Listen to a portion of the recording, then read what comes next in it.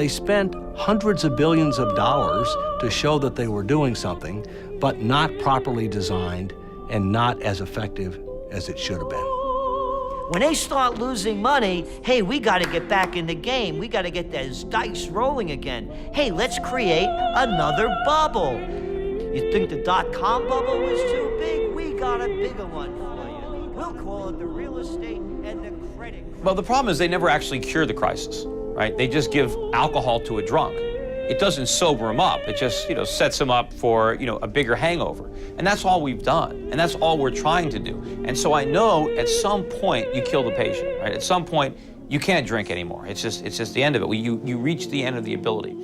And that's where we are. Congress wanted to believe them. Congress wanted an excuse to bail out the auto workers.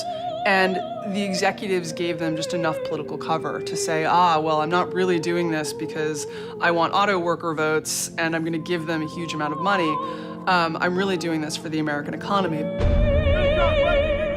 Federal Reserve has cut its key interest rate on record.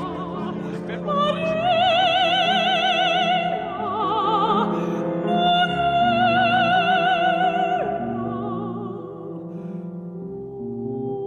So the solution is the problem. That's why we had a problem in the first place.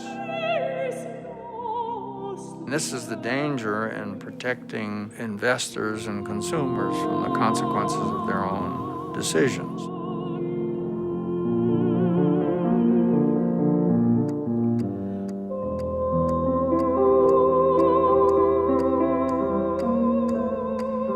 We can do it, but we need to do it soon, because the clock is ticking and time is not working in our favor.